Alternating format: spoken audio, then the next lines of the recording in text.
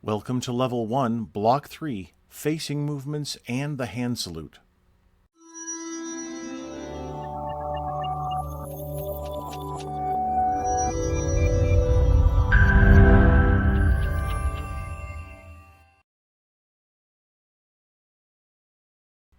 By the end of this block of instruction, you will understand the principles and application of Army facing movements and the hand salute.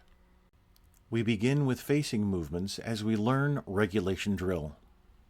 This is the nomenclature of the foot for our purposes. The platform is the ball of the foot, the large joint that allows the big toe to move and everything forward. Knowing this will help you with the following training. To begin with, the lead foot is the foot that moves first. The trail foot is the foot that moves next. In the example here, left face, the left foot is the lead foot and the right is the trail foot. All of the services in the U.S. execute right and left facing movements the same. Movement is conservative. Do not flare the trailing heel. Keep hands pinned to the sides. Don't let them separate from your trouser seams and subsequently your thighs. Right or left face is a 2-count move. The command is right face or left face. The move is only executed after the command is given. Count 1 of the pivot is on the heel in the direction of movement and the platform of the opposite foot. The second count is putting the heels together by bringing up the trail foot. We do not slam the heels together. Keep the legs straight and the arms pinned at the sides throughout the movement. And now we come to the half-facing movement. Instead of a 90-degree movement of the lead foot, this movement requires a 45-degree movement half the distance. An example of the command is half right face. Just as with the 90-degree facing movement, count 1 is the pivot on the heel in the direction of movement and the platform of the opposite foot. The second count is putting the heels together by bringing up the trail foot. Again, we do not slam the heels together. Keep the legs straight and the arms pinned at the sides throughout the movement. The about face is where we differ, and this constantly gets confused. It is a 2-count move. The command is about face. Both counts of the move are executed after the command. Placement of the right foot is count 1, and count 2 is both heels meeting at attention. The 180-degree rotation around to the right with the pivot on the right platform and left heel happens immediately after placement of the right toe. Only the Army uses the bent knee method.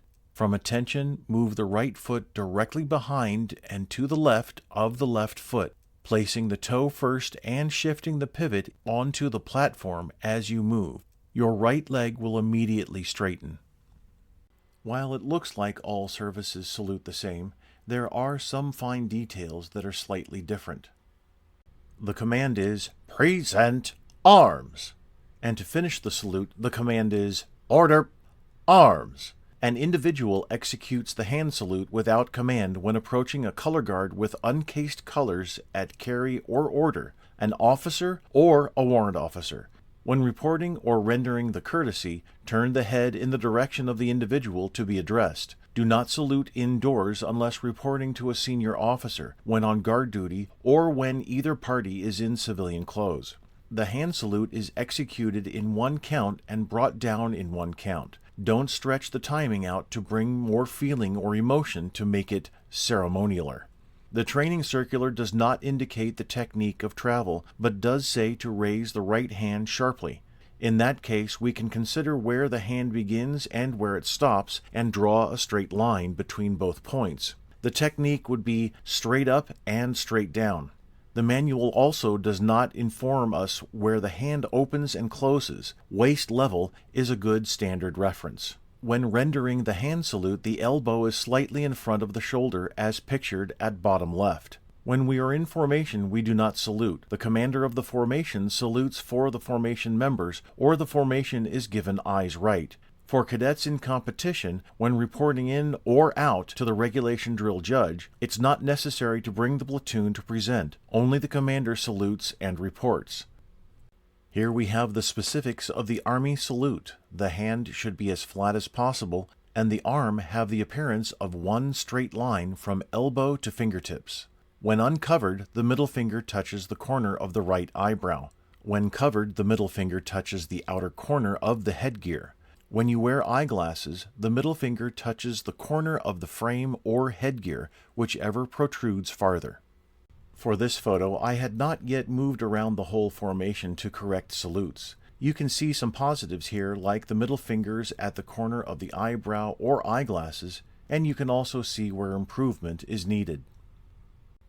The salute is a sign of peace, respect, and at one time left you vulnerable. The origin of today's salute comes from knights raising their face shield to identify themselves and showing that there was nothing in their dominant hand. Most everyone was right-handed or fought with the sword in the right hand. There was a family in Wales who lived in Penhow Castle. The castle is unique as all the stairways wind up to the right, making defense easier as the left-handed family backed up the stairs. I wonder if left-handed knights raised their left hand. And that brings us to our last slide dealing with the left-handed salute. For some strange reason, some think that the left-handed salute is disrespectful. It isn't. There are 3 instances where the left hand is used to render the salute. At the left we see the bosun's mate piping aboard. The right hand holds the pipe, and the left renders the salute. On the right is the drum major of the U.S. Army Old Guard Fife and Drum Corps.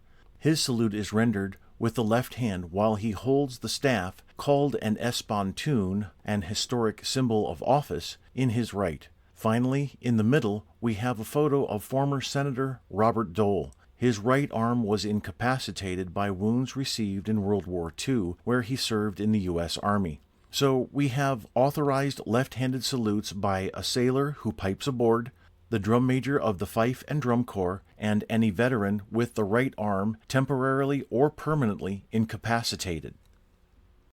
In this block of instruction, we covered facing movements and the hand salute for the U.S. Army. A stand is where you stand at attention or parade rest for an extended period.